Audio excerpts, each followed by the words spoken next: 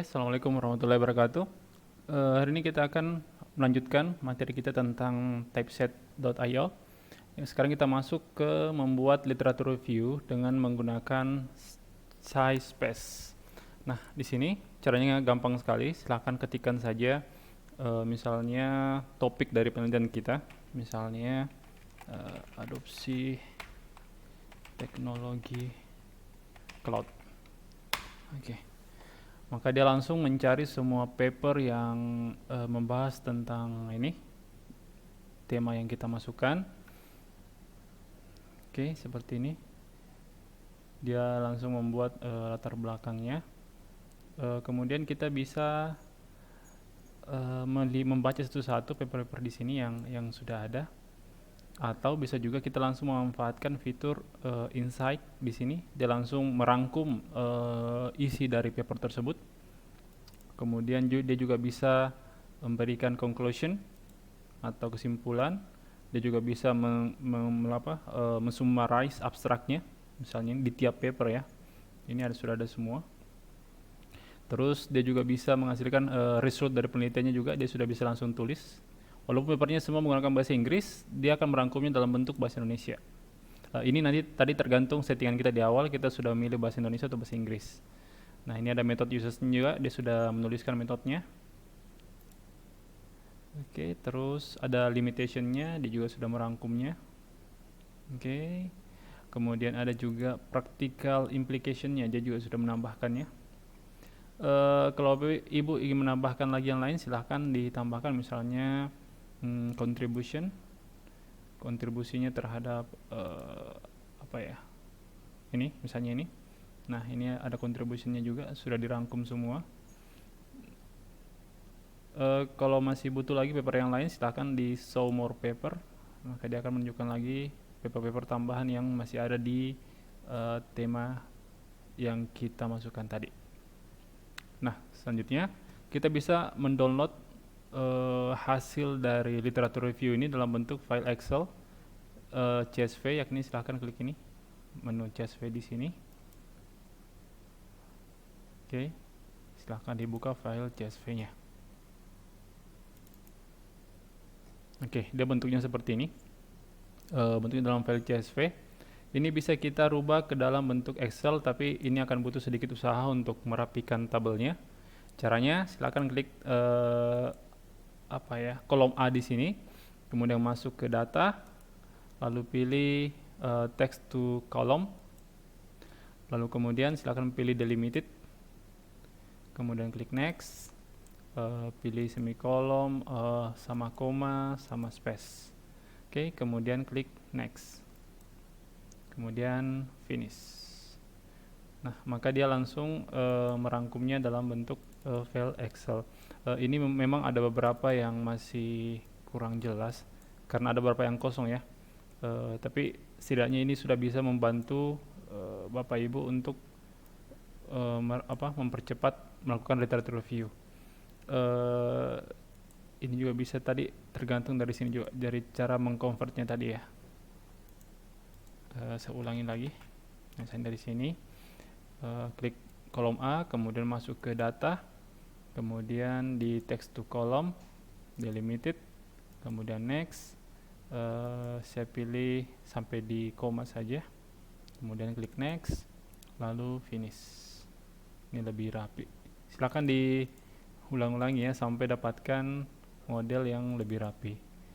Tapi memang ini agak ada banyak keterbatasan, tapi setidaknya dari halaman di sininya saja Bapak Ibu sudah bisa, tidak perlu membaca seluruh paper ini, tinggal membaca di sini, di kolom-kolom yang sudah tersedia di sini. Seperti misalnya metodenya, resultnya, kemudian abstraknya, conclusionnya, sama insight-nya gitu. Ini bisa kita gunakan untuk melakukan literatur review. Oke, selanjutnya kita masuk ke Copilot atau Read with AI. Ini juga hampir sama tadi dengan yang pertama, di mana kita juga mengupload paper yang akan kita baca. Silahkan masuk sini, misalnya ini papernya. Ini caranya sama dengan tadi. Dia juga membantu kita membaca paper yang dalam format PDF. Oke.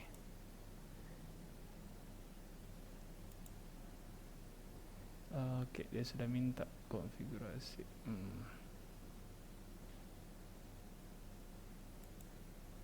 Submit.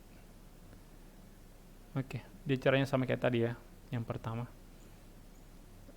Kemudian ada lagi di sini namanya citation generator. Ini fungsinya untuk membuat citasi. Misalnya kita ada sumber ya, misalnya teknologi adoption gini. Misalnya kita akan mengambil suatu referensi dari suatu website misalnya, kita akan membuat citasi dari sini, kita bisa menggunakan aplikasi ini. Silakan masuk dari citation generator, kemudian masukkan URL kalau dia dalam bentuk webpack. Masukkan begini. Kemudian silakan dipilih stylenya. Stylenya apa saja, misalnya apa, MLA, Vancouver, Elsevier. Saya bisa pakai ada banyak di sini. Misalnya kita pilih saja yang apa. Kemudian klik search, maka dia langsung memasukkan datanya. Ini. Oke, dia langsung merangkumnya, kemudian tinggal kita generate. Oke. Ini anunya sudah langsung masuk ya, citationnya. Ini bisa di-download dalam bentuk bibtex. Bentuk bibtex nanti ini kita bisa masukkan ke dalam Mendeley untuk kita gunakan dalam paper kita. Ini juga kita bisa melakukan citasi terhadap jurnal, buku, book chapter, dan lain sebagainya. Oke, selanjutnya ada fitur lagi namanya paraphraser. Ini untuk melakukan paraphrase. Misalnya kita ada suatu paper ya. Tunggu saya mencontoh paper dulu. Misalnya ini contoh papernya. Saya akan melakukan paraphrase terhadap abstrak dari paper ini. Saya tinggal copy, kemudian saya lakukan paraphrase di sini. Oke, contohnya ini saya lakukan paraphrase. Nah, ini ada beberapa pilihan ya. Kita mau bentuknya dia terlalu akademik, fluent, formal, kreatif, atau sebagainya. Biasanya untuk paper kita pilih yang akademik saja, kemudian kita pilih paraphrase.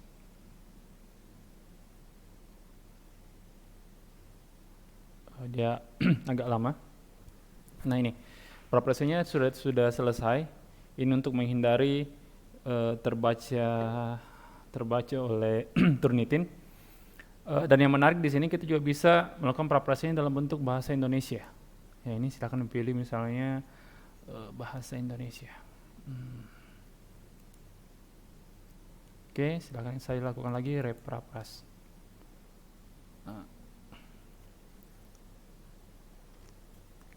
Oke, jadi dia langsung melakukan terjemahan sekaligus melakukan paraphrase. Ini tinggal kita copy ke paper kita. Oke, ada lagi fitur terakhir namanya AI Detector. AI Detector ini fungsinya untuk membaca kalau misalnya Bapak Ibu dosen ingin mengetahui apakah mahasiswa kita menggunakan AI dalam tugasnya. Misalnya saya coba menggunakan Bing untuk membuat suatu latar belakang penelitian. Misalnya buat latar belakang penelitian tentang pernikahan dini dalam Islam. Oke, nah ini otomatis Bing langsung membuatkan saya latar belakang tentang ini. Ini bisa saya digunakan oleh mahasiswa untuk karya tulis mereka, dan untuk kita bisa mengetahui apakah mereka menggunakan AI seperti ini atau dibuat sendiri, kita bisa menggunakan namanya anti AI sebenarnya, atau semacam tools untuk membaca bahwa ini dibuat oleh AI atau tidak. Oke, silahkan saya coba tes ini. Sampai di sini aja ya. Sampai bawah. Oke, saya coba copy ini. Kemudian saya coba tes ke sini teksnya. kemudian saya coba analisa. Nah, dia langsung membaca AI, tapi sayangnya AI detektornya ini tidak terlalu akurat ya.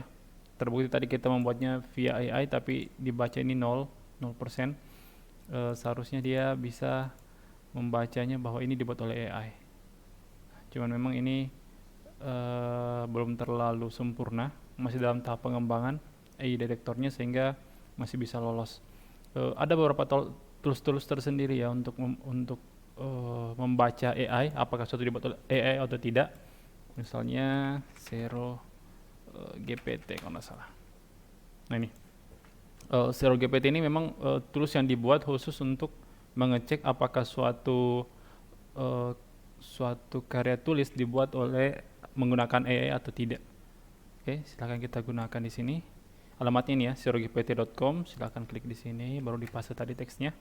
Kemudian kita detect text. Ini harusnya dia lebih akurat daripada tadi ini.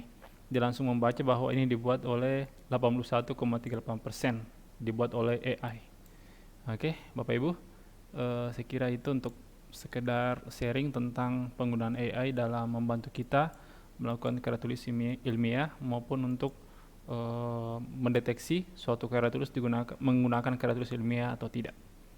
Sekali lagi, AI ini hanyalah tools, semuanya penggunanya tergantung dari penggunanya. Demikian, Assalamualaikum warahmatullahi wabarakatuh.